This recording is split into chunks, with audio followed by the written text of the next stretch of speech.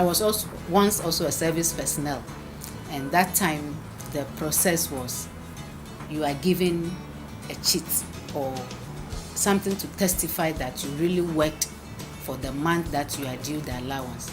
So that sheet, you take it to the secretariat and you are paid cash on the table, called the tabletop. But as time went on, we graduated, we moved away from that system to what we call the green card system. This time, the personnel will have a card.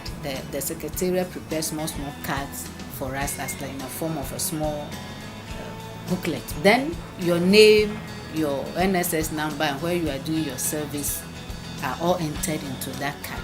So when the month ended, you take that card plus your cheat to the secretariat. Then the secretariat, whoever was in charge, whether the accountant, indicate the amount that you are due.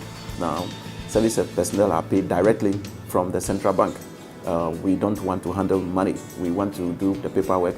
Once we validate that indeed the service personnel was at post, he worked and deserved to be paid. And we do this by making sure that they sign the monthly reporting forms that the supervisors at the places where they are working send to us through our district offices.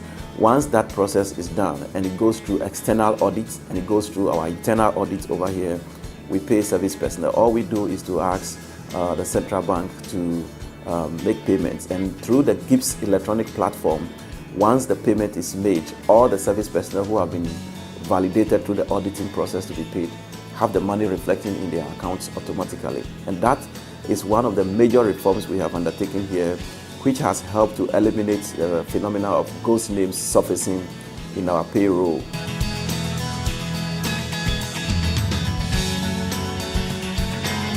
What it requires of a national service person to do, or a beneficiary or a card holder to do, is to walk into a bank. Once you request for the card, your fingerprints are taken together with your details and registered on the card. Before that process is completed, all that information is sent to our system. You have to put your finger on this terminal. If the card belongs to you, the system will allow you access to download and of course to take your money. If the card does not belong to you, the system will prompt you that please, this card does not belong to you. So once that is done, the system will give you the receipt, and then your money that has been paid will be shown here, together with all the balances that was on your card.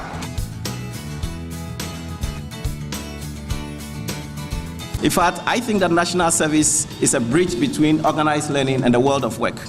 But we can easily lose sight of that if we do not focus on the extent to which we as individuals are well placed to ensure that the individuals that pass through the schemes in the various districts and the regions do not just pass through, but they leave a lingering experience and a lingering memory and a very rich learning experience with them. Compared to the old payment system, you have to queue for a long time. There were 3 people. You sign from this stage, you go to another stage for them to sign before you take it to the main person for him to sign. Currently, you just take it to one, you just drop the form there, you write your name and that's it. You wait and the money just drops into the account. We have also taken steps to de-emphasize the extent to which the scheme deals with issues relating to physical cash. It used to be the case where when personnel are registering, they have to pay some registration fee and pay those things at our offices, and I think those things have their own difficulties and challenges.